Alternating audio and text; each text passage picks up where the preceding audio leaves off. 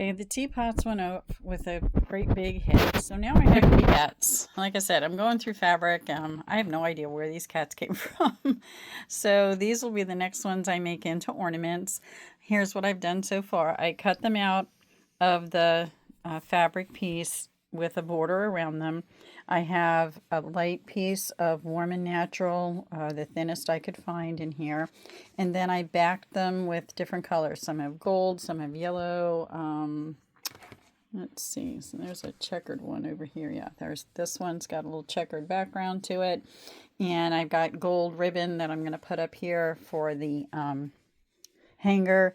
But what I'm going to do is I needed to pull and see what kind of fabric I had and what color these guys were. I think I'm going to go with gold for some of them and possibly silver. I think silver would look cute on these two guys and maybe some of the whiter ones. But yeah, I'm going to go ahead and play with that and see how they come out, and that'll be today's little project. And then when I'm done, I'll when they're stitched down with a zigzag stitch, I'll go ahead and trim them around here, and then I'll sew the piece on here, and they'll be ready to go for ornaments. I just think they're kind of cute, and they're pretty big. They're roughly, grab my ruler here. This one's about, they'll finish to about 4.5, 5 inches. Some of them are a little longer. It's about 5.5. They're not very wide though. They're only about 3.5 inches wide. So, you know, sometimes you got those holes to fill in your Christmas tree, and they'd even work as a bookmark really for some people if they really like cats. So there you go. I'm going to work on this today. Okay, so, you know, there's a saying called live and learn. So this is the first one I did. I did a satin stitch around it, and I really didn't care for it because it cut all the little floofies off the kitty cats. So I mean, I'll sell it, but this will be a discounted one because it's just blah. Then I opened up the stitches a little bit on the zigzag and made it a little bit bigger, but I still lost the little pieces of it, and I really didn't like it. So there's that one.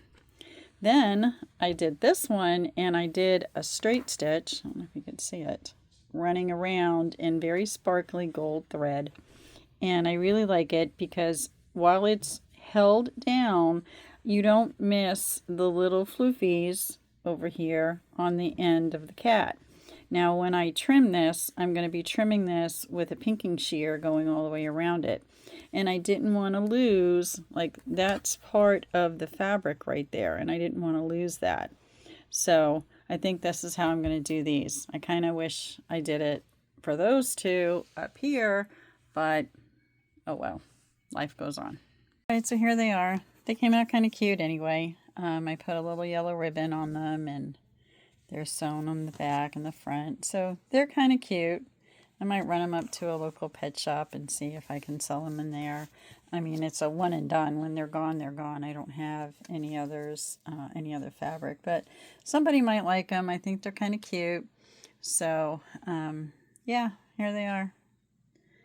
They're neat little things. Like I said, they're not very big. I think this is the biggest one I have because of his tail is kind of hanging out there, and this is the longest one. Otherwise, I think these look cute on somebody's tree. I mean, you know, gotta love kitty cats.